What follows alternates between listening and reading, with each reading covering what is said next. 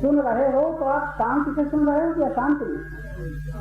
और कहीं याद आ जाए चाबी घर में भूल आ गए तिजोरी की, लोग उसमें इतने रखे हैं, फिर बैठो सुनो तो हम जाने। याद आ गई ना? अब आप यहाँ बैठे बैठे जो शांत थे तो अशांत हो गए क्यों? आपकी शांति कहीं चली गई? चली नहीं गई। याद आ गई चाबी की, अब आप अशांत हो गए। याद आ गई पीछे बैठने वाले दुश्मन की, जिस पास बैठा है आज हमारे पीछे कैसे बैठ गया, किसी घात को तो नहीं आया है, मौका तो नहीं लगा रहा, आप अशांत हो जाएंगे क्योंकि उससे द्वेष है। आप कुछ चाहते हैं क्या? कुछ मिल जाए हमें, ये चप्पल मिल जाए, कब मिले, कब घात लगे, जेब से मैं रुपया निकालूं और चप्पल निकालूं, आप अशांत हो जाएंगे। जितनी अशांति है किसी चाह के कारण, कामना के कारण, द्वेष के कारण, इस समय आप कुछ चाहते हो, घर जाना चाहते हो, नहीं तो शांत हो। जितनी देर किसी की याद नहीं आ रही है, जितनी देर द्वेष नहीं है, जितनी देर कुछ पाने की अभिलाषा नहीं है, उतनी देर आप शांत हो। क्यों शांत हो? किसके बल पर शांत हो? ये न कहना महाराज आपके द्वारा शांत है, आपको देख करके शांत है, आपकी चर्चा सुनकर के शांत है, बात ऐसी नहीं। आप इसीलिए शांत हैं कि इस समय को कुछ देर आपको चाहते नहीं है, किसी की याद नहीं आ रही है, कुछ पानी की इच्छा नहीं है, तो आप शांत हैं। ये शांति आपके साथ हरदम रखती है। ये शांति हर व्यक्ति के साथ, ये शांति घट जाती है किसी चाह के कारण। तो जब कभी अशांत होना, तब याद कर लेना मेरे भीतर कोई कामना, इच्छा याद बढ़ गई, वो शांत बना रही है। अगर आप उसका त्याग कर सको तो शांति तो है ही, कहीं नहीं लेगी, वो तो है ही। एक उत्तर आपको याद रहेगा कि नहीं? ये बात हमने जो कहीं समझ में आई कि नहीं? कुछ न चाहो शांत हो, वो शांत कहीं मिलती नहीं है ही, आप शांति। इस समय आप परमात्मा में हैं, इस समय आप देह में नहीं बल्कि परमात्मा में। देह तो पृथ्वी में है लेकिन तुम परमात्मा में हो। लेकिन ज्ञान न होने के कारण अपने को देह माने बैठे हो, तिहार नाथ का पुतला माने बैठे हो, इसी के पीछे चिंताएं हैं, परेशानियां हैं, और देह के नाते परिवार को माने बैठे हो, मकान को माने बैठे हो, धन को माने बैठे हो। तुम्हारा बंधन देह के पीछे शुरू हुआ है कि देह को जब तक अपना रूप मनुष्य मानेगा, वो चाहे जितने तीर्थ करे, चाहे जितने व्रत करे, चाहे जितना जप करे, कीर्तन करे, पाठ करे, उसका फल इतना ही होगा। भगवान की कृपा से उसको सत्संग के द्वारा जब विवेक हो जाएगा और विवेक के द्वारा जान लेगा मैं देह नहीं हूँ, मैं देह नहीं हूँ, ये देह संसार की वस्तु है, मैं तो जिसका हूँ उसी में हूँ, निरंतर हूँ, कभी संबंध विच्छेद योग होता ही नहीं। इसका नाम है योग। इसको योग कहते हैं। योग होना ही योग है ही। परमात्मा से तुम्हारा कभी वियोग हुआ ही नहीं। भगवान राम मिलेंगे और छूट जाएंगे, भगवान कृष्ण मिलेंगे और छूट जाएंगे। लेकिन कृष्ण से पूछो तुम छूट जाते हो, राम से पूछो तुम छूट जाते हो। रामायण जरा झांक करके देखो, गीता में झांक करके देखो, बड़ी सुंदर बात याद आ जाती है। भगवान के भक्त हैं हनुमान, विभीषण, जामवान, सब इस समय अयोध्या का सब हो चुका है। वही उसी प्रसंग पर मैं आता हूँ। ये कठिन बात नहीं, ये न कह जाना ये कोई ज्ञानी आ गए हैं, ज्ञान मार्ग की बातें करते हैं। भगवान कहते हैं अब रह जाओ सखा सब, सबको विदा कर रहे हैं, सबको विदा कर रहे हैं। अब रह जाओ सखा सब, भजे मोह शर्त लगा दी, दृढ़ नींद कही भजना, और दृढ़ता से भजना और नियम से भजना। ये रामायण की बात कह रहा हूँ, मेरी बात नहीं है। भजे मोह पर में वहां जरा पता लगाओ, माला दिया था, कोई मंत्र दिया था, कोई तस्वीर दी थी, दिया था। रामायण पढ़ने वाले जरा सोच ले, न माला बताया, न कोई राम राम जपो ये भी नहीं कहा, कोई चित्र नहीं दिया, फूल चढ़ाना, नहा करके मेरी पूजा करना, भोजन करना तो मुझे पहले भोग लगा लेना, ये भी कुछ नहीं कहा। इतना कह दिया अब रह जाओ सखा सब, भजो मोह ग्रह नींद। अब पता बताया तो क्या बताया? अयोध्या में आना ये नहीं कहा, मूर्ति रखना नहीं कहा, क्या पता बताया? भजो मोह ग्रह नींद, सदा सर्वगत, ये पता बताया। सर्वगत कौन कह रहे हैं? राम कह रहे हैं। सर्वगत, सर्वउर, मान नहीं कह रहे, जान कह रहे हैं। मान करके भजना ऐसा नहीं, सदा सर्वगत, सर्वउर या सर्वहित जान करे हूँ अति प्रेम, अति प्रेम, थोड़ा नहीं, ये है भजन। रामायण पढ़ने वाले खूब ध्यान से सुन ले, इसका नाम भजन है। सर्वगत, सर्वउर, मान नहीं जान, सर्वउर जान करे हूँ अति प्रेम। सर्वउर जान करके प्रेम करना किससे? किससे प्रेम करना? मुझसे प्रेम करना। कहाँ प्रेम करना? जो दिखाई पड़े उस समय प्रेम करना, उससे नहीं, उस समय प्रेम करना। तार से प्रेम करते हो कि बिजली से? ये बिजली से प्रेम करते हो कि तार से? क्या मत है? प्रकाश की बल्ब से? प्रकाश न हो तो ये बल्ब प्यारा लगेगा? तार प्यारा लगेगा? ये तार और बल्ब क्यों अच्छा लगता है? क्योंकि तार में तो वो विद्युत शक्ति सर्वगत है और इस बल्ब में सर्वऊर है। बिजली तो ये बल्ब है, प्रकाश प्रकाशित होने का ऊर हृदय, हृदय में बिजली प्रकाशित हो रही है, लेकिन व्यापक है तार में। तार में व्यापक होने के समान परमात्मा सर्वगत है और हृदय में प्रकाशित होने के समान परमात्मा सर्वऊर है। सर्वऊर जान करके सबसे प्रेम करना, सब में प्रेम करना। और प्रेम करोगे तो क्या करोगे? लड़ाई करोगे, झगड़ा करोगे, द्वेष करोगे? अरे दया करोगे, करुणा करोगे, दान करोगे। सब प्रभु की आत्मा है, सब प्रभु की सब में प्रभु विद्यमान है। सबको भीतर भीतर नमस्कार करोगे। अनेक नाम रूपों में एक ही चमत्कार चमत्कृत हो रहा है। ज्ञान करें अति प्रेम, ये भगवान ने भजन का पता बताया। और तुम्हारा भजन 6 बजे शुरू होता है, 7 बजे समाप्त हो जाता है। तुम्हारी पूजा 5 बजे शुरू होती है, 6 बजे समाप्त हो जाती है। तुम्हारी पूजा माले में सीमित है, तुम्हारी पूजा फूल में सीमित है। ये पूजा करते बरसों बीत गए लोगों को, लेकिन कहीं न भगवान का पता, न भक्ति का पता, न मुक्ति का पता, न शांति का पता। सब भगवान आपके ऊपर ये कृपा कर रहे हैं। राम कृपा बिन सुलभ सोई, बिन सत्संग विवेक न होई। कितना कितना श्रम किया जाता है रामलीला में, कितना धन खर्च किया जाता है, तो भगवान इन पर कृपा न करेंगे? दया तो कर रहे हैं, तुम्हें धन मिला है, बल मिला है, आंखें मिली हैं, शरीर मिला है, देखो मौज लो। और कृपा कर रहे हैं, समझो, समय नहीं बिताते रहो, समझो, अपने जीवन के सत्य को समझो, सर्वव्यापक को समझो। ये भगवान की कृपा है। भाव सुभाव अनखारसहु, नाम जपत मंगल प्रीतिगतहु। तो ये मंगल की दिशा आपको कहाँ से शुरू हुई? किसी प्रकार भगवान को मानते हो, किसी प्रकार भगवान का नाम लेते हो, भगवान की लीला के द्वारा भगवान का स्मरण करते हो, तब भगवान कृपा कर रहे हैं। राम कृपा बिन सुलभ सोई। क्या होगा? विवेक होगा, बिन सत्संग विवेक नहीं।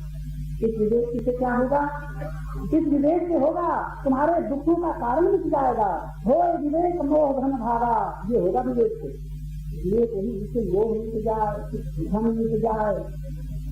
बरसों सत्संग करते हो गए, मोह न मिटा तो और मरते मरते देख लेगा कि हमें किसने मारा, तब मनुष्य बनेगा। अगर देखेगा नहीं तो मनुष्य नहीं बनेगा। इसीलिए विधान है कि शिकारी अगर शिकार करता है तो मरते मरते अपने को उसके सामने कर दे तो शायद उसको कुछ पुण्य मिल जाएगा, क्योंकि मनुष्य गति हो गई। अगर शिकारी फिर करके मारता है और उसके सामने जाता नहीं तो बड़ा भारी अपराध हो गया। मनुष्य बन सकता था लेकिन सामने नहीं गया, पशु देख नहीं पाया कि हमें किसने मारा। ये बड़ा अनर्थ है कि मनुष्य शिकार करे और उसके सामने न जाए, शिकार हो जाए। बड़े रहस्य शिकार की चीज बड़े रहस्य है। मैं निवेदन कर रहा था कि भय से, स्नेह से और द्वेष से जिसका बार बार मरते समय चिंतन होगा उसी शरीर में जाना पड़ेगा।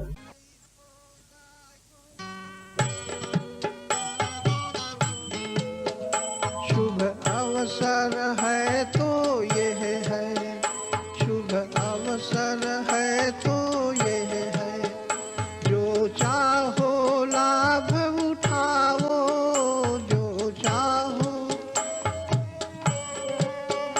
यह व्यर्थ न जाने पाए,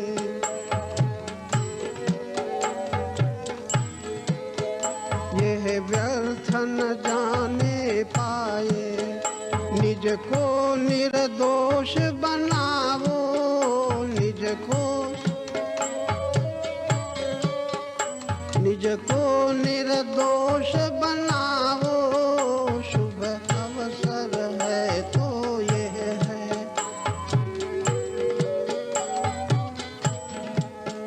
सत्संगत से गति मिलती,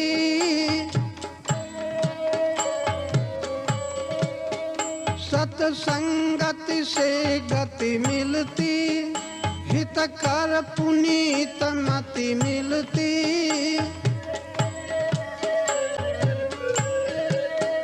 हित कर पुनीत मति मिलती। सद्गुरु विवेक मिल जाता,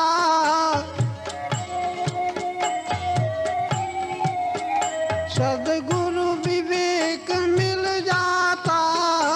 उसको न कहीं ठुक ठुकरावो, उसको न कहीं शुभ अवसर है तो ये है।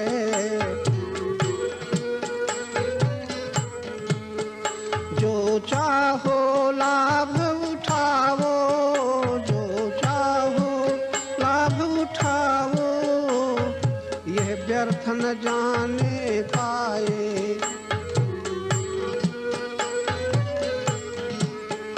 यह व्यर्थ न जाने पाए। निज को निर्दोष बनाओ, शुभ अवसर है तो यह है।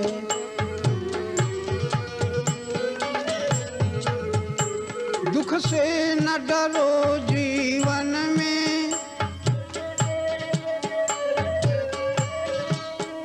दुख से न डरो जीवन में, प्रभु का आश्रय धर मन में।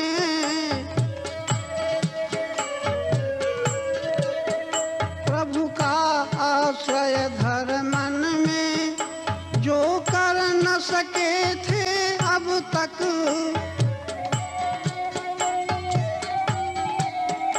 जो कर न सके थे अब तक, वो भी करके दिखलाओ, वो भी करके दिखलाओ, शुभ अवसर है तो ये है।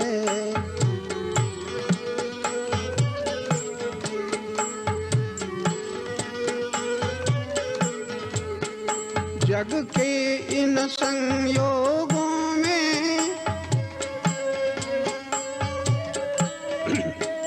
जग के इन संयोगों में, तुम रमो न प्रिय भोगों में। तज कर वियोग का भय अब,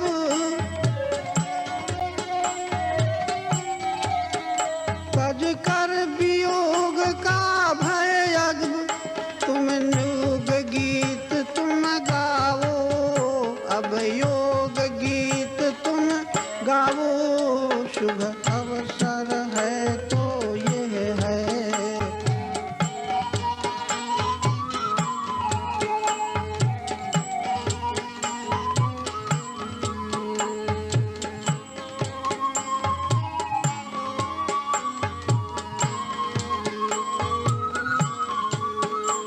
अपने स्वरूप को जानो,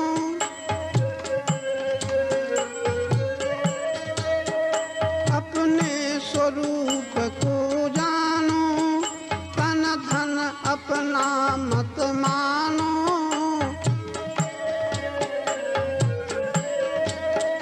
तन धन अपना मत मानो, मोही बनकर आए थे,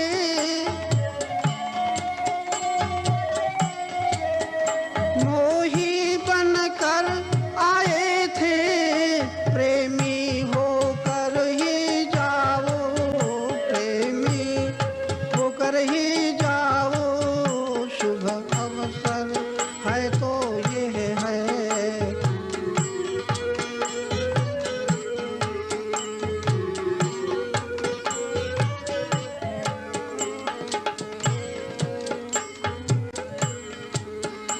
इच्छाओं के त्यागी बन,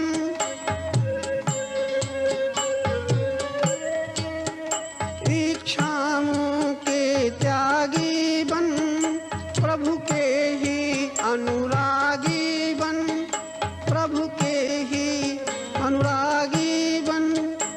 ऐ पथिक स्वयं में ठहरो,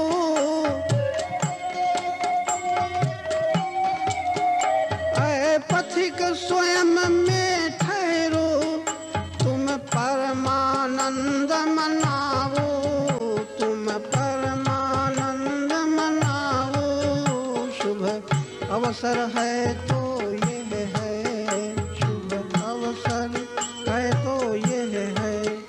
जो चाहो लाभ उठाओ, यह व्यर्थ न जाने पाए।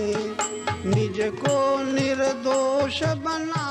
मेरा कहते यहाँ तक कि मेरा जूता, और याद आ गया मेरी घड़ी मेरा है ना, इस सब आकार है आपकी। मेरी घड़ी तो मैं घड़ीवान, जूता में जूतावान, धनवान, बलवान, रूपवान, कुलवान, जाने कितने वान हम बने हुए हैं। इन आकारों में एक आकार अगर विध्वंस हो जाए, टूट जाए, छिल जाए, छूट जाए, चोरी चला जाए, तो आपकी क्या हमारी क्या स्थिति होगी? हमारा कमंडल उठ जाए, वो भी आकार है, अंग का आकार। हमारे ज्ञान में कमंडल, और तो नहीं धन तो नहीं, कमंडल तो है हमारे ज्ञान में, अचला तो है हमारे ज्ञान में, तो बहुत सामान है हमारे ज्ञान में। अगर एक सामान है अगर उठ जाएगा तो ये आकार इतना दादी हुए हैं लोगों को कि कम से कम भगवान का भजन करते हुए ही हम आकारों से रहित होकर के पहले होने की चेष्टा नहीं करते कि थोड़ा आकार उतार करके तो रखें, बने हुए भजन करते हैं। कुछ बने ही उस बनावट में रहते हुए भजन करते हैं। कोई सास बन करके, कोई बहू बन करके, देवरानी जेठानी बन करके, ब्राह्मण क्षत्रिय वैश्य शूद्र बन करके, और साधु सन्यासी बन करके यदि हम भजन करते हैं तब भी हम बनेंगे। अहंकार ही भजन करता है बन करके।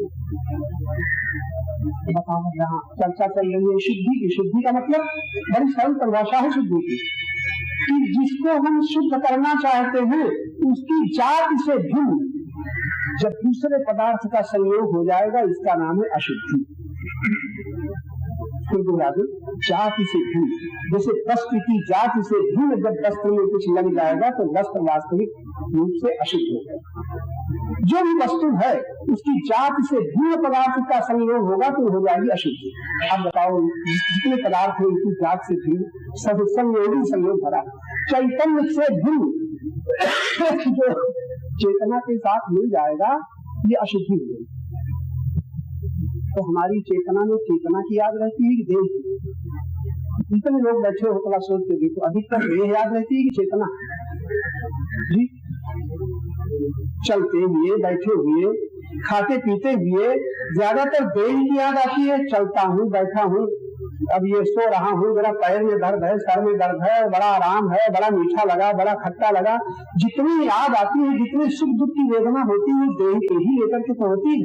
अच्छा, देह की याद आती है तब चेतना की याद रहती। अब क्या हो गया? यह शुद्धि। अब बताओ, ये जड़ है, जड़, और अभी तक इस जड़ को नहीं समाप्त कर रहा, ध्यान ही नहीं जाता कि ये जड़। अशुद्धि की परिभाषा आप अगर याद रखें तो शायद सावधान हो जाए। जाति से भिन्न चेतन जात से भिन्न जड़ का संयोग अशुद्धि। चेतन में फिर इसी को हमारे संत कहते हैं जड़ चेतन है। ग्रंथि पड़ गई, ग्रंथि पड़ गई कि नहीं? गांठ है कि नहीं? वो गांठ खुली, अभी तक खुली, और गांठ पड़ने का कोई दुख भी है? याद ही नहीं है। अब बताओ क्या किया जाए? जब याद ही नहीं आती तो कौन दवा होगी? बड़ा मुश्किल है भाई। और हमारे स्वामी जी बताएंगे क्या किया जाए महाराज। बड़ा मुश्किल है, लोग यही परेशान है कि कहाँ से शुरू करें, और रोज रोज सुनते हैं और समझ में भी आता, लेकिन आदत के अनुसार हो रहा है वही जो जिसका तुम्हें अभिमान है यह भी न रहेगा, जिस बल पे शान है यह भी न रहेगा, अगर इतना ही आ रहा है जो है, अरे रहेगा नहीं, जिसे देखो रहेगा, है तो क्षण क्षण बदल रहा है, आंखें धोखा दे रही है, लेकिन रहेगा, कुछ लेके रहेगा। और हमारी नीति क्या है? रखना चाहते हैं कि छोड़ने को तैयार? क्या ख्याल? और अगर रखना चाहते हैं तो इसका नाम असत्संग है कि सत्संग है? भाई आप जाना, सत्संग करने वाले सोचे कि जिसको हम रखना चाहते हैं और जिसके साथ सदा रहना चाहते हैं, भीतर झांक के देखो इसको सत्संग कहोगे कि असत्संग कहोगे? और असत्संग का पता नहीं चल रहा, और हम लोग बड़े हंस करके बात देखो कर रहे हैं, हंस रहे हैं। और दशा क्या है? सत्संग की सत्संग, तुम भी हंस रहे हो, देखो सब हंस रहे। असत्संगी होकर के हम लोग हंस रहे हैं, बड़ी गजब की बात है भाई। हम भी हंस रहे हैं, तुम भी हंस रहे हो, क्या कहा जाए?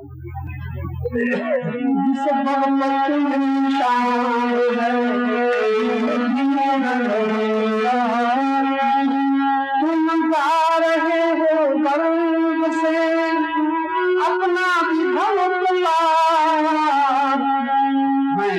मैं मेरा ये अपना विभव, झूठा सभी सामान है ये भी न रहेगा, झूठा सभी सामान है ये भी न रहेगा, जिसका अभिमान है ये भी न रहेगा।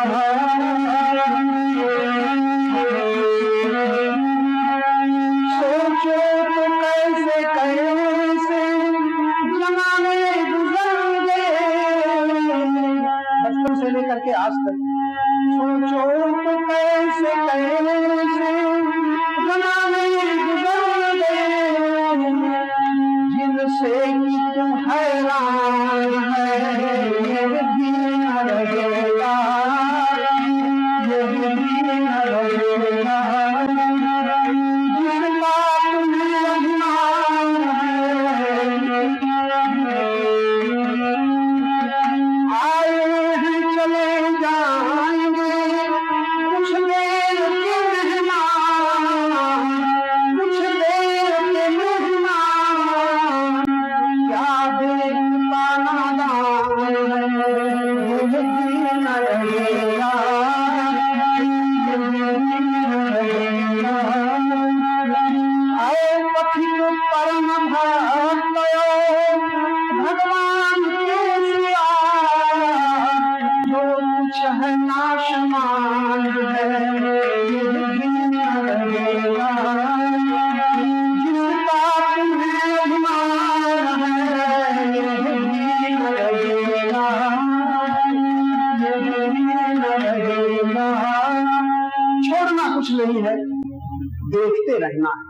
क्या देखते रहना है? जो सामने है, जो सामने है वो क्या है? अद्भुत परमात्मा की माया का अद्भुत चमत्कार। कैसा चमत्कार है? क्षण क्षण सरक रहा है, क्षण क्षण बदल रहा है, क्षण क्षण परिवर्तन हो रहा है, लेकिन धोखा ये है कि लगता है यही सत्य है, यही सत्य है, यही सत्य है। बस इसको देखते रहना, इस धोखे को देखते रहना, न कुछ छोड़ना है न पकड़ना है। आप सावधान हैं, साधक हैं, तो यही साधना अगर चलती रहे, याद रहेगा। नाम की महान महिमा गुरुजन बताते चले आ रहे हैं, और हम सब लोग प्रभु की कृपा से नाम तो लेते ही हैं, लेकिन और सावधान होकर के नाम लिया करें। एक दिन संकेत किया गया था, जब भगवान का कोई भी नाम लो तो कभी दूर न मांगो, एक बार दूर न मांगो, और इसके बाद ये इच्छा न करो कि भगवान हमें दिखाई दे। तुरंत सोच लो उन्हीं के द्वारा हम देख रहे हैं, उन्हीं के द्वारा, उन्हीं के कारण हम सुन रहे हैं, उन्हीं के कारण हमारे शरीर में, मन में, बुद्धि में जितनी गतियां हैं, जितनी विधियां हैं, जो कुछ हो रहा है वो है इसलिए हम हैं, और उनके होने से हमारे भीतर सारी, बस इतना ही निश्चय करके फिर नाम लिया जाए। इससे फिर और जो व्यर्थ की चंचलता होती है वो समाप्त हो जाती है। इस विश्वास, ऐसा विश्वास होना चाहिए कम से कम साधकों के भीतर। किसी दिशा में चंचलता की गुंजाइश न रह जाएगी यदि हम परमात्मा को दूर न माने, और इतना निकट कि उससे अधिक निकट कुछ है ही नहीं। और फिर इसके साथ साथ कोई शर्त न रखे। ये सत्संग के लिए है भाई। जो संत के संग में नहीं आए वो तो जो मन चाहेगा, जो सोचेंगे वही करेंगे। आप जैसे पुण्यवान लोग जो संतों के संग में पहुंच चुके हो, उनको पहले ही तैयार होना चाहिए अपने भीतर सरल विश्वास, जिसमें कोई शक न हो, और ये वो अंत में बात कही, कोई शर्त नहीं। क्यों शर्त नहीं? कई बार ये बताया जा चुका है, भागवत में भी आप सुन चुके हैं। सत्संग होने के बाद फिर ये बहुत देखना बाकी रह जाता है, ध्यान से देखना। और क्या देखना? कि परमात्मा से हमें बिना मांगे क्या क्या मिला है, ये ध्यान से देखना पड़ेगा, क्या क्या मिला है। जैसे जैसे आप देखते जाएंगे और बेईमानी छूटती जाएगी। अभी तो लगता है ये सब मेरा है, दाता को भूल करके, दाता के दान को अपना मानते हुए हम लोभी बन गए, अभिमानी बन गए। ये हमारा लोभ, हमारा अभिमान ये सिद्ध करता है कि हम उस परम दाता के दिए हुए को भूल करके अपना माने। अपना न मानते तो मोह न होगा, अपना न मानते तो अभिमान न होता भाई।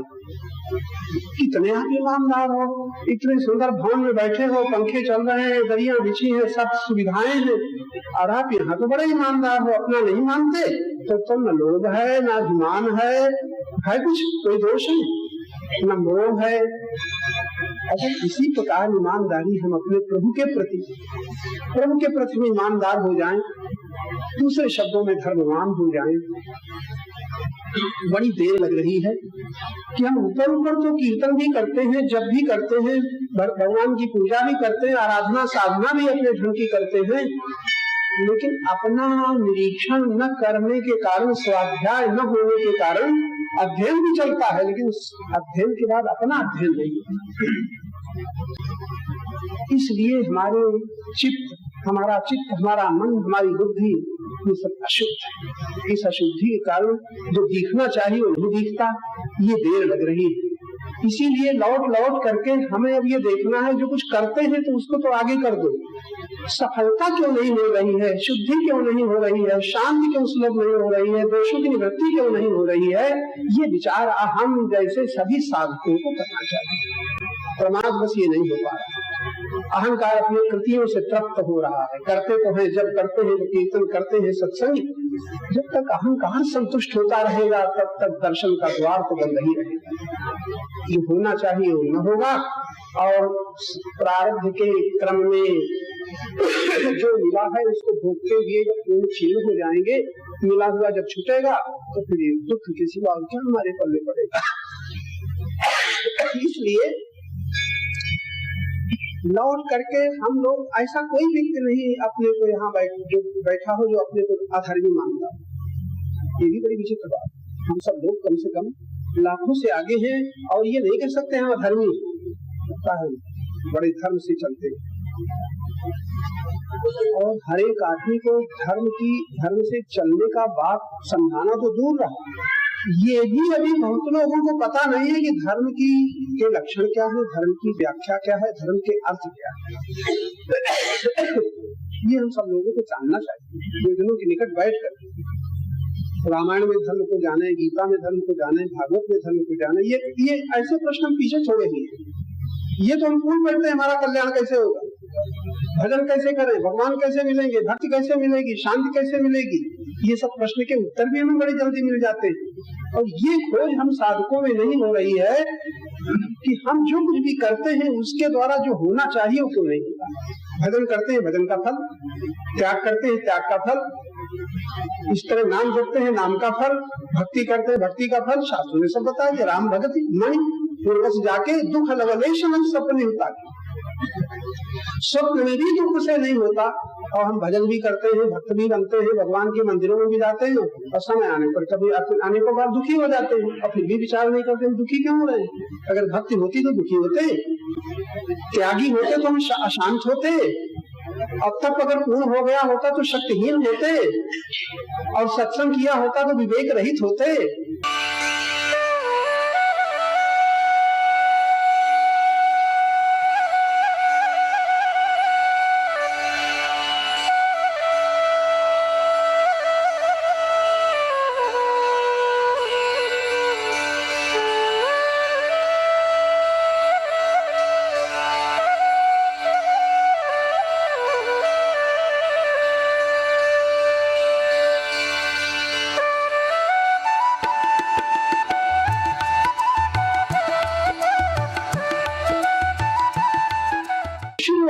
सबसे पहले मानव के लिए धर्म से होनी चाहिए। धर्म में जीवन क्या है, धर्म में प्रवृत्ति क्या है, धर्म में धारणा क्या है, धर्म अनुष्ठान क्या है, धर्म में संकल्प क्या है। ये प्रश्न बहुत पीछे छूटा हुआ है। और बड़े बड़े प्रश्न ब्रह्म ज्ञान तक, ब्रह्म क्या है ये भी बड़ी आसानी से जान लेंगे, आत्मा क्या है बड़ी आसानी से जान लेंगे और दूसरों को समझा भी देंगे, लेकिन हमारे जीवन में धर्म का अंश कितना है और धर्म से कितना ढका हुआ है ये निरीक्षण नहीं कर पाएंगे। परिणाम ये होगा जैसा कि चल रहा है, अहंकार अपनी कृतियों से संतुष्ट होता रहेगा, कृतियों का भोगी बनता रहेगा, और अशांति चलती ही रहेगी, दुख चलता ही रहेगा, भय चलता ही रहेगा, चिंताएं चलती ही रहेंगी। कारण कि जो बुनियाद आरंभ की जो भूल है वो निवृत्त नहीं हो रही। भगवान ने के शब्द आपके सामने दो दिन को संकेत किए गए, यज्ञ दान तपस्या पावना, यज्ञ और दान और तप से मनुष्य पावन बनता है। 3 शब्दों में पवित्र ही नहीं पावन हो जाता। और हम कितने सावधान हुए, अपनी अपावनता की सीमा को हमने कहाँ तक निरीक्षण किया, ये प्रश्न भी छूटा हुआ, हम लोगों ने छोड़ दिया। सुन लिया, अच्छा लगा, और ये उठने के बाद ये ना सोचा कि अपावनता की सीमा कहाँ तक हमारी है, कितने अंशों में हम अपावनता की भूमिका में भ्रमण कर रहे हैं, बंधे हुए हैं। ये प्रश्न हम लोगों ने नहीं सोचा होगा। आप लोग जाने भाई, अब तो जीवन का सबसे बड़ा प्रश्न है भगवान कैसे मिले, ये नहीं, भगवान के पाने की, देखने की दृष्टि कैसे खुले, ये प्रश्न। शांति कैसे मिले, अब तो ये प्रश्न पीछे छोड़, हम अशांत क्यों हो रहे हैं, ये प्रश्न है। आनंद कैसे मिले, ये प्रश्न तो छोड़ दो, हम दुखी क्यों हो रहे हैं, ये प्रश्न है। सत्संग बड़ा दुर्लभ है, कहाँ मिलेगा, अब तो मिल रहा है, फिर कैसे मिलेगा, ये भी प्रश्न छोड़ दो, भगवान राम कृपा पर छोड़ दो। लेकिन कुसंग से हम कैसे अपने को मुक्त करें, ये प्रश्न है। ये अब जरूरी है, बहुत जरूरी है। यज्ञ दान, तो यज्ञ 8 धर्म के लक्षण बताए गए, और ये आप लोग खूब अच्छी तरह सोच सकते हो। सुनने में कमी नहीं है, सत्संग में कमी नहीं है, अपने माने हुए धर्माचरण में भी कमी नहीं है, यथाशक्ति भजन में भी कमी नहीं है, दान भी हो रहा है, कुछ सेवा भी हो रही है, और बहुत कुछ अंशों में लाखों की अपेक्षा हम अपने को पाते हैं कि भाई हमारा जीवन अच्छा। इसके बाद भी जो छूटी छूटी हुई बात है वो ये है कि अभी तक ये निरीक्षण न किया कि हमारी आसक्ति क्यों नहीं मिट रही। छोटा सा प्रश्न, आसक्ति, हमें इतना सुनने के बाद विरक्ति क्यों नहीं आ रही। जहां जहां हम वो जाने, जो हमें बड़ी जल्दी हम चर्चा कर बैठे, कोई कहेगा भाई लोग, तो आप कोई तो कह देगा हमें लोग महाराज बिल्कुल नहीं, अच्छा कोई कह देगा हमें हमारे मोह कोई नहीं, और कोई कह देगा हमारे अभिमान बिल्कुल नहीं, और हम संसार में कुछ नहीं चाहते, बड़ी जल्दी कह देंगे।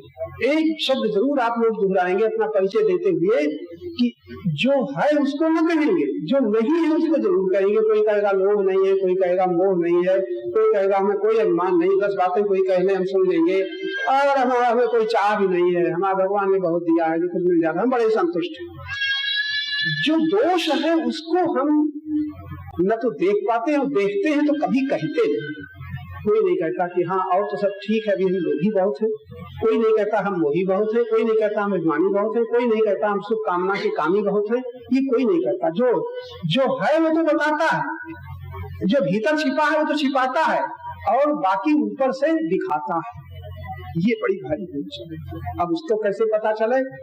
एक हमारे जो संतों ने निर्णय कर दिया है, इतने चर्चा सुनने के बाद भी आसक्तियां हमारी नहीं छूटती। जहाँ जो आसक्त है, जिस विषय में, जिस वस्तु में, जिस व्यक्ति में, आसक्ति हमारी नहीं छूटती है। क्या कारण है भाई, कैसे छूटेगी? कोई उत्तर जानते हो तो जल्दी से बता दो। आसक्ति हमारी कैसे छूटेगी? आसक्ति कैसे छूटेगी? अगर रामायण पढ़े होते तो हमें ये तुम्हारे शब्दों से संतोष नहीं हो रहा। रामायण के अनुसार अगर ये कह देते धर्म से विरति, उत्तर तो ये होना चाहिए जो हमारी सांसारिक वस्तुओं में, व्यक्तियों में प्रीति है, आसक्ति है, वो धर्ममय प्रवृत्ति से, धर्ममय जीवन से, धर्म से ही विरक्ति आएगी। संत कहते हैं कि नहीं कहते? अगर हमारी हमें विरक्ति नहीं है, हमारी पदार्थों में रति है, प्रीति है, तो इसका मतलब क्या? धर्ममय जीवन नहीं है। यदि हम भोजन में आसक्त हैं तो कहना होगा हम धर्म पूर्वक भोजन नहीं करते हैं। भाई ये बड़ी कड़ी बातें हैं, ये आप सुनना भी नहीं चाहते। कहते हो और सब बताओ, भगवान की कथा सुनाओ, ये सब लगता, ये सब क्या? ये सुन करके हम क्या करेंगे? बड़ी विचित्र बात। कथा सुनेंगे, भरत चरित्र सुनेंगे, सब सुनेंगे, और ये मुख्य बात हम छोड़ देते हैं। यदि हमारी भोजन में आसक्ति है तो निश्चित है कि हमारा धर्म में भोजन नहीं। अगर धन का लोभ है तो निश्चित है कि धर्म पूर्वक धन हमारे साथ नहीं। क्या ख्याल है आप लोग, स्वीकार करोगे कि नहीं? अगर धर्म पूर्वक धन होता तो लोग रहना ही न चाहिए। धर्म पूर्वक भोजन होता तो भोजन में स्वाद की आसक्ति रहनी ही न चाहिए, रहनी चाहिए। अगर संत के वचन में गलत भूख है तब तो बात ठीक रहनी ही न चाहिए। और है तो इसका मतलब है जहाँ कहीं किंचित मात्र भी हमारी आसक्ति है, चाहे भोजन में हो, चाहे वस्त्रों में हो, चाहे किसी व्यक्ति में हो, यहाँ तक कि शरीरों में हो, माता पिता पति पत्नी के शरीरों में हो, तब भी हम कहेंगे धर्म में संबंध नहीं। बड़ी विचित्र बात है। पति और पत्नी का धर्म में संबंध होगा, शरीर में आसक्ति न रह जाएगी, कसौटी देह में आसक्ति न रह जाएगी, प्रीति होगी तो सत्य से होगी। धर्म और पवित्रता ना हो, धर्म और दर्शन की दृष्टि न खुले, हो ही नहीं सकता। धर्म से विरति योगिते ज्ञान। आज अगर हम सावधान हैं, अपने जीवन का निर्माण चाहते हैं, जीवन को सुंदर बनाना चाहते हैं, तो मन को निर्मल करना चाहते हैं, निर्मल मन जन सो नहीं पावा, तो क्या करना चाहिए? सबसे पहले अब जो कुछ कर रहे हैं तो बहुत कुछ कर रहे हैं, जप भी, कीर्तन भी, पाठ भी, पूजा भी, सत्संग भी। अब होना चाहिए कि हमारा भोग, धन का भोग, तन का भोग, संयोग का भोग, जो कुछ हमें मिला है उसका भोग जो हो रहा है वो धर्म पूर्वक है, तब तो विरक्ति आ जानी चाहिए। और नहीं है, आसक्ति है, तो अधर्म का की खोज करनी चाहिए। ये है हमारे जीवन में जो रुकावटें हैं उनके निकालने का बड़ा सरल साधन। और ये किसके ऊपर दूसरा कोई न कर पाएगा, आप ही तो करना, हमको तुमको करना पड़ेगा। अगर हम भक्ति चाहते हैं, मुक्ति चाहते हैं, शांति चाहते हैं, आनंद की अनुभूति चाहते हैं, तो ये काम दूसरा कोई न करेगा, हमको तुमको साधकों को ही करना पड़ेगा। गुरु के समीप रहते हुए भी हम ऐसे बने रहेंगे कि नहीं? भगवान की याद करते हुए हम ऐसे बने रहेंगे, और बने हैं कि नहीं? कीर्तन पूजा पाठ जब करते हुए हम बने हैं कि नहीं?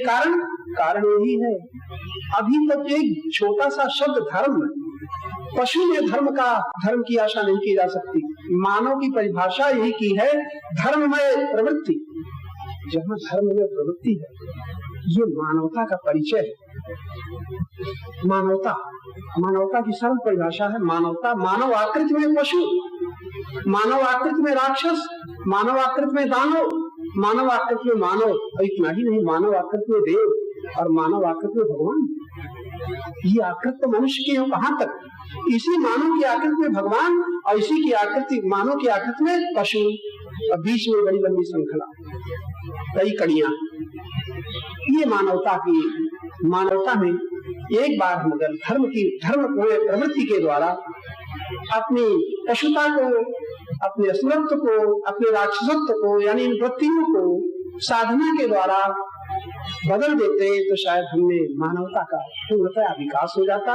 और ये बात हम लोगों को खूब याद रखना चाहिए। दिव्यता का अवतरण यदि होगा तो पशुता में न होगा, राक्षसत्व में न होगा, असुरत्व में न होगा। दिव्यता का अवतरण जब होगा तो मानवता में ही होगा। बड़ी विचित्र बात, दिव्यता खोज रही है मानवता को, मिलती। दिव्यता अवतरण के लिए, उतरने के लिए तैयार है। भगवान खोज रहे हैं प्रेम को, जप करने वालों के पीछे, कीर्तन करने वालों के पीछे, मंदिर में जाने वाले, तीर्थों में जाने वालों के पीछे कोई परमात्मा जो हमारे हृदय में बैठा हुआ है वो खोज रहा है किसको? हमारी कृतियों को, हमारे दान को, कि और तमाम चीजों, केवल प्रेम को खोज रहा है। परमात्मा का अवतरण केवल प्रेम में होता है, दिव्यता का अवतरण मानवता में होता है। इसके नीचे दिव्यता नहीं उतरती और प्रेम के नीचे ईश्वरत्व का अनुभव नहीं होता। अगर इतना हम कर डालें तो शायद हमारी साधना, जो जीवन बीत रहा है और साधना में सिद्धि नहीं दिख रहा। साधन देखो कितना गहरा इशारा किया, साधन सिद्धि राम पद शब्द कहा है, राम पद नेहू। हमारी सारी प्रीति राम पद में लौट आवे, हो गया। कैसे लौटेगी? शुरुआत कहाँ से होगी? भूल न जाए धर्ममय प्रवृत्ति से। धर्ममय प्रवृत्ति का आरंभ कहाँ से होगा? यज्ञमय जीवन से। यज्ञ की परिभाषा कल क्या बताई गई थी? जो कुछ हमें प्राप्त है, जिसके हम भोगी बने हैं, उसके द्वारा आंशिक रूप में से ही सही, नियम से सही। जैसे कि सरकार का नियम है, टैक्स देना पड़ता है कि नहीं? अच्छा, और टैक्स कोई चोरी से छिपा ले जाए, वो छिपा सकता है, अगर पकड़ा जाता है तब क्या होता है? लेने के देने फिर कितने गुना मुकदमा चलता है। तो ऐसे धर्म का टैक्स क्या है? टैक्स है कि नहीं? शास्त्र में लिखा है, भोजन करो तो हिस्सा निकालो, वस्त्र लो तो हिस्सा निकालो, अन्न आवे तो हिस्सा निकालो, खाना जो कुछ आवे उसका हिस्सा निकाल दो। हिस्सा निकाले बिना भोग न करो। गीता में तो कहा है जो हिस्सा निकाले बिना भोग करता है वो पाप का भोजन करता है, पाप खाता है, पाप। यहाँ तक कह दिया, लेकिन हमको इसकी परवाह नहीं होती। कौन देखता है? कर रहे हैं हम जो हमारी मनमानी है, इसके कारण हमारी अंतःकरण की शुद्धि नहीं हो रही। और अब भी आप लोग सुन रहे हो ना, इसकी कोई चोट नहीं लग रही, क्योंकि कोई पुलिस की तरह पुलिस का सिपाही खड़ा हो तब तो हमें डर लगेगा। यहाँ कोई दिखाई तो देता नहीं, न भगवान के कोई पार्षद, तो क्या है, हम निडर। सिपाही से तो हम डरेंगे, उसके सामने हम चोरी नहीं करेंगे, लेकिन ऐसे भगवान का नाम भी लेंगे, कीर्तन भी करेंगे, पाठ भी करेंगे, कथा भी सुनेंगे, और अपनी पाप प्रवृत्तियों से हम नहीं डरते। ये देर लग रही है सब कुछ होने के बाद। यज्ञमय जीवन, यज्ञमय प्रवृत्ति, ये आप जब कभी गुरुजनों के निकट बैठो तो एक बड़े बड़े प्रश्न तो बहुत कर चुके हैं। अब प्रश्न किए करो कि गीता का यज्ञ जो 12-13 प्रकार का बताया गया है, इसमें हम कौन कौन सा यज्ञ कर सकते हैं। यज्ञ करने का अर्थ आप लोग ये न लगा लें कि इतना 1000 रुपया हो, घी हो, ये हो, तब हम अग्नि में आहुति दें। इसको यज्ञ, ये भी यज्ञ का सर्वप्रथम अंश है, द्रव्य यज्ञ जिसे कहते हैं। लेकिन यज्ञ की बड़ी सुंदर व्याख्या है आपके घरों में, आपके परिवार में, आपके उठने में, चलने में, थूकने में, नहाने में। यहाँ तक अभी तो होश नहीं है। साधकों को देखा जाता है, अभी जाओ गंगा के किनारे, तमाम सब गंगा पड़ा है, बदबू आ रही है, वहीं पर शौच लोग फिरते हैं, वहीं पर गंगा जी में। अब हमारे शास्त्रों में पाप बताया गया है, किसको होश? ये मानव कर रहा है, मनुष्य कर रहा है। बड़ा बताया गया है किस तरह अशुद्धि हम करते हैं। यहाँ तो हम जिसे अशुद्ध करते हैं उसे हम शुद्ध करें। वायु को शुद्ध करते हैं तो वायु कैसे शुद्ध होगी? जल हमारे द्वारा नहाने से अशुद्ध है, जल की शुद्धि का क्या उपाय है? यहाँ शुद्धि तो दूर नहीं, अशुद्ध करने में भी हम नहीं सकते हैं। हम लोग जाने कितने। अब बताइए क्या होगा ये कलिकाल में? बड़ा अनर्थ होगा। आप लोग सुनता तो सुन रहे हो, बहुत सावधान रहो। बड़े बड़े पाप तो पहले, छोटे छोटे पापों से तो हम लोग बचे। इसलिए गुरुजनों के पास जाकर के भी हमें आज धर्म विधान का ध्यान नहीं। यज्ञ में प्रवृत्तियां बड़ा विस्तार पूर्वक आपको समझनी पड़ेगी। इसका फिर इसके बाद एक उपाय जो बताया गया है, अध्ययन। अब आप लोग आज यही से हम समाप्त करेंगे, अध्ययन। यानी कोई भी वक्त मिले तो अध्ययन। गुरुजन नहीं मिल रहे हैं, संत नहीं मिल रहे हैं, भगवान नहीं मिल रहे हैं, रामकृष्ण नहीं मिल रहे हैं, तो उनके वाक्य कहीं मिल रहे हैं कि नहीं? अध्ययन में लगेगा। 3 काम आपके होना चाहिए। या तो शरीर की शक्ति सेवा में लगी रहे, जितने लोग बैठे हो भाई, मानो न मानो, सुनो करो जो तुम्हें सुहाई। क्योंकि बोलना पड़ता है, इसलिए हमें जो समझाया गया है वो आपको हम समझा रहे हैं। इतनी एक बात पर बहुत सावधान रहो, हमारी शक्ति और समय। संपत्ति के विषय में कभी न कहेंगे लोग बड़ा प्रबल है, को लोग महान ग्राह हो। ऐसा महान ग्राह है कि वो ग्राह ने गज को पकड़ा था, वो तो मुक्त हो गया। लेकिन हमें इस लोभ रूपी ग्राह से बचाने वाला आज संसार में कोई नहीं। एक तो लोभ महान ग्राह, लोभा पापम प्रवर्तते। महान ग्राह है ये, आसानी से छूटने वाला नहीं है। ये तो खैर फिर और विस्तार पूर्वक समझना आवश्यक है। लेकिन अभी तो इतना ही निवेदन है कि समय शक्ति को बचा करके आप या तो सेवा में लगे रहे, और सेवा से समय बचे तो आप शांत होकर के भगवान के स्मरण में लग जाएं। उससे जीव गए तो आप अध्ययन में लग जाए। किसका अध्ययन करें? नाम का, कथाओं का, कहानियों का। करने वाले लोगों को आप सौभाग्यशाली। कोई जब कभी आपको समय व्यर्थ न जाना चाहिए। ऐसी भीड़ लोगों की चलती रहती है। परिणाम ये होता है कि इतने भी सत्संग करते हुए, सब कुछ करते हुए, जो भी होना चाहिए उसमें बड़ी कसर है। तो निवेदन आपसे कहा आज क्या, कल से क्या करोगे कि नहीं? याद रहेगा कि नहीं?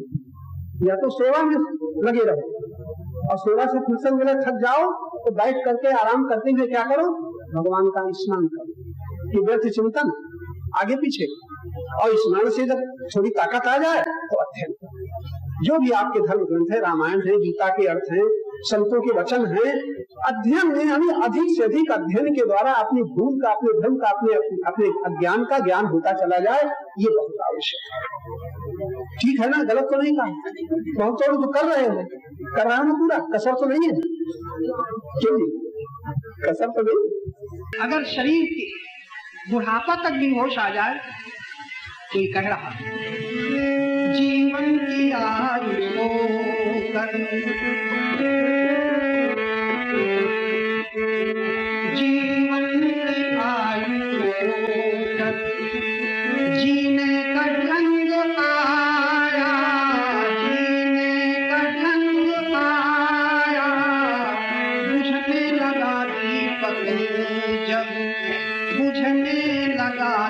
मोहब्बत जब महफिल में रंग आया,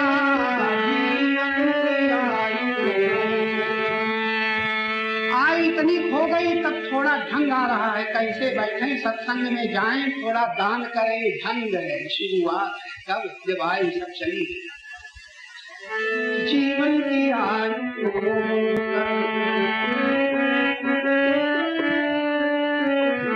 जब शक्ति थी समय था, जरा बूढ़े लोग ज्यादा सावधान हो जाएं और युवक और बालिकाएं बड़ी खुशी मनाएं अगर होश है तो। होश है तो इतनी ही देर सही, घर में जाकर के तो होश गुम हो जाएगी। जब शक्ति थी समय था, तब भजन बन न पाया, तब भजन बन न पाया, उस वक्त मांगा,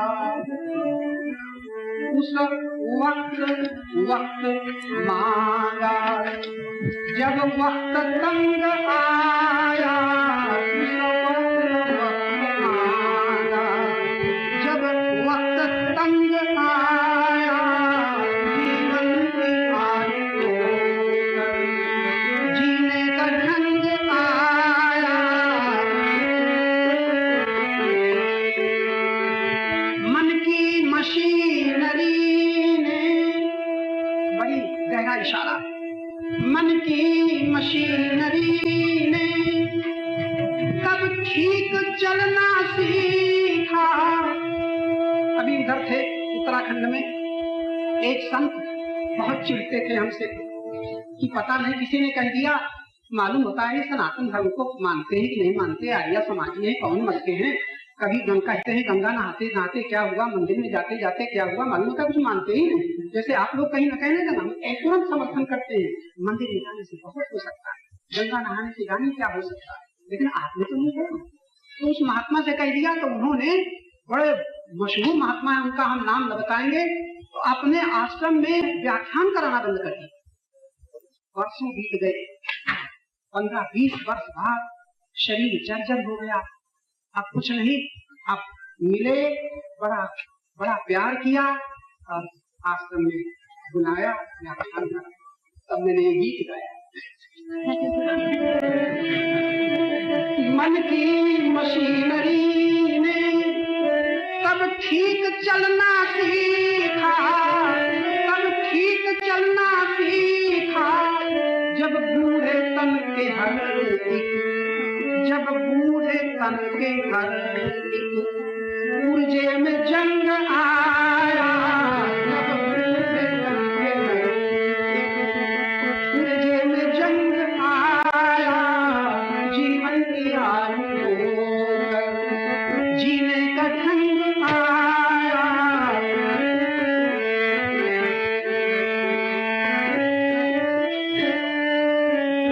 तो ये दशा है, आप लोग सावधान हो जाएं। बड़ी खुशी की बात है जो वृद्ध लोग यहाँ बैठे हैं, चलो आपसे सही गई सो गई, अगर आप रही, लेकिन वो युवक और बालिकाएं अगर थोड़ा होश आ जाए तो लौटो अपनी ओर, वरना जीवन बिताने के बाद बूढ़ों की तरह पछताना पड़ेगा। समय निकल गया खेल खाल में, समय मिल गया शरीर को सजाते सजाते, विनाशी के पीछे भागते भागते, क्षणिक सुखों के पीछे जीवन की संपदा को लुटाते लुटाते, मिला कुछ नहीं। तो धन्य है वे लोग जो आरंभ से, युवावस्था के आरंभ से साधना में कुछ लग रहे हैं, युवावस्था के आरंभ से जो आत्मज्ञान की कुछ कोशिश कर रहे हैं। देह ज्ञान तो किसी डॉक्टर को हो सकता है 6 साल में, लेकिन जीवन का ज्ञान जीवन बिताने पर भी न हो पाए। याद रखना, जीवन का ज्ञान, जीवन बीत जाएगा, जीवन का ज्ञान न हो पाएगा।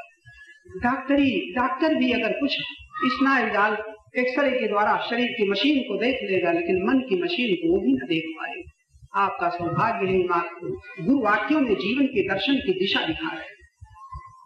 बहुत सुंदर समय, जितनी जल्दी चेत जाओ, अपने लिए, भगवान के लिए नहीं, अपने लिए, अपने को बचाने के लिए, अपने को बचाने के लिए, धन बचाने के लिए नहीं। धन बचाने के लिए लोभी बहुत कुशल है, अधिकार बचाने के लिए अभिमानी बहुत कुशल है, सुख बचाने के लिए कामी बहुत कुशल है, अब अपने शरीर की सुंदरता बचाने के लिए आप लोग बड़े कुशल हैं।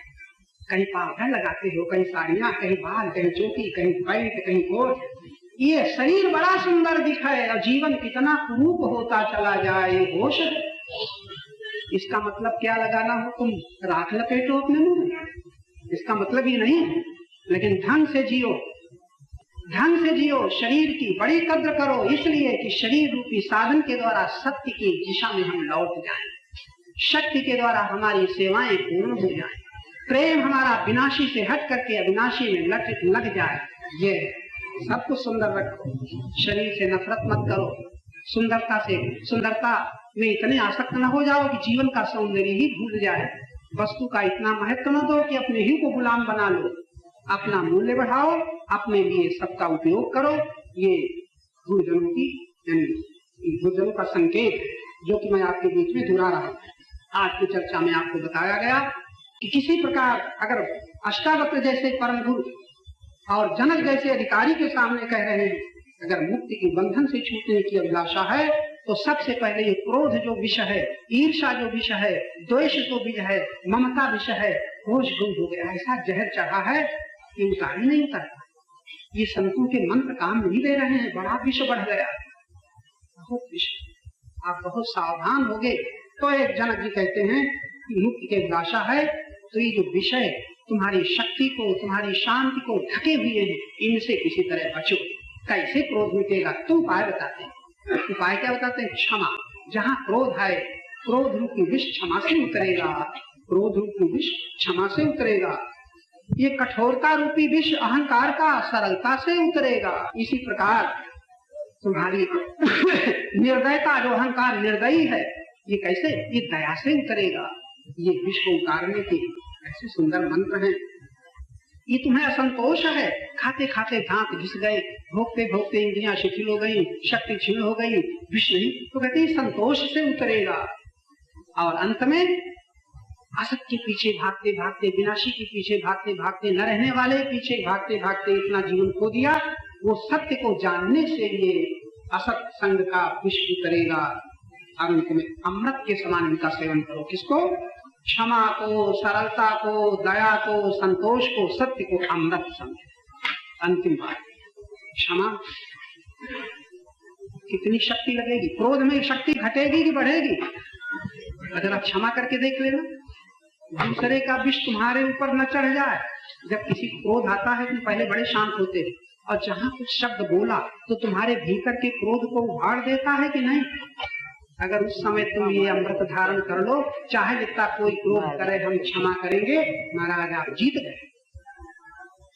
वो बकने वाला, चिल्लाने वाला सास का इतना दिमाग गर्म हुआ, भक्ति चली गई, बेचारी बहू के आंसू बहने लग गए, उसके भीतर तो विष चढ़ गया।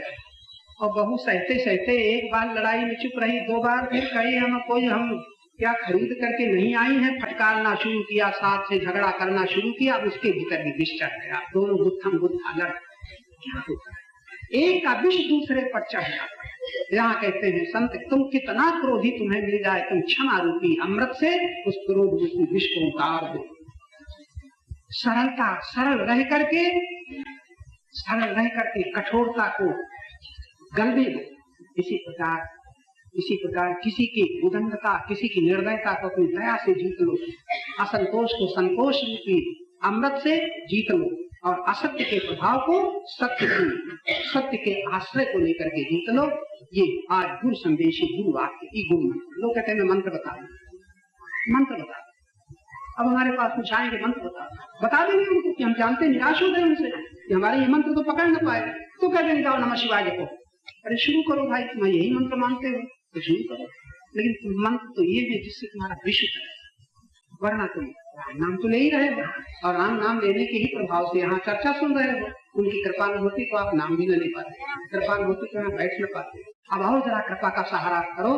भगवान कहते हैं कि मैं उस पर बुद्धि योग देता हूँ। अंतिम बात, ददान बुद्धि योग। जप करने वाले, कीर्तन करने वाले, रामायण के पाठ करने वाले, अखंड पाठ करने वाले, नवाह पाठ करने वाले सावधान हो जाएं। अगर आप संसार का कुछ चाहते हो तब तो फिर हवा खाओ। अब क्या करेंगे? भगवान प्रतीक्षा कर रहे हैं, लेकिन भगवान की किसी प्रकार गुणगान गाते हुए, चरित्र गान गाते हुए, नाम लेते हुए अगर तुम भगवान के को अपने प्रेम में स्वीकार कर लो, संसार का कुछ न रहने दो, तो भगवान कृपा करेंगे। क्या करेंगे? तब तुम्हें बुद्धि योग देंगे। अंतिम बात से लेना, बुद्धि योग प्राप्त किए बिना आप जो दर्शन की दृष्टि आपकी खुलनी चाहिए वो न खुले। भजन वही है जिससे बुद्धि योगी होगा, तो फिर आप देख सको। अभी तो पकड़े हुए हो, पकड़े हुए को देख सको, तब ये बुद्धि योग के द्वारा होगा। कठिन नहीं है, बहुत सरल है। आप संकल्प करें और इस सरल को दूर करें, इस सरलता को स्वीकार करें, तो शायद आपका यहाँ आना सार्थक हो। मैं आशा कर रहा हूँ, हर वर्ष आशा करता हूँ, शायद इस साल आपकी बुद्धि बढ़ रही है धीरे धीरे। ऐसा नहीं कि आप उनके लिए, लेकिन जैसा होना चाहिए वो अभी तक नहीं। आप अभी मन की पूजा करते हैं, मन के पार नहीं हो पाते हैं। कोशिश करो, अध्ययन करो, उस ज्ञान में जागो कि आप मन के पार हैं। हमें बड़ा सुंदर एक गुरु मंत्र मिला। अगर कोई जीवन के प्रति जागृत हो रहा है तो उसके जागरण का पहला परिचय ये है, केवल वर्तमान को देखे, जो बीत चुका क्योंकि मुर्दा, और जो अभी भविष्य जो है वो पैदा ही नहीं हुआ। भविष्य का चिंतन पैदा जन्म नहीं हुआ, उसका चित्र बनाने के समान है। जैसे किसी के पेट में लड़का हो और तस्वीर बनाना शुरू कर, ऐसे जो आगे का चिंतन करते हैं, पैदा नहीं, अभी जन्म नहीं हुआ उसका, और चित्र बना रहे हैं। और जो बीते हुए की याद में मुझे रहते हैं, बीत गया है, बार बार उखाड़ उखाड़ करके देख रहे हैं। इन दो दिशाओं में अगर शक्ति न बिखरी होती, नारायण साधक यदि साधना करता है अभीष्ट की सिद्धि पाने के लिए, तो सबसे पहले उसे भविष्य, आगे की चिंता में जो शक्ति और समय नष्ट होता है उसको बचाए। बीती हुई घटनाओं का, बीते हुए समय का जो मनन चलता है, उससे अपनी शक्ति और समय को बचाए।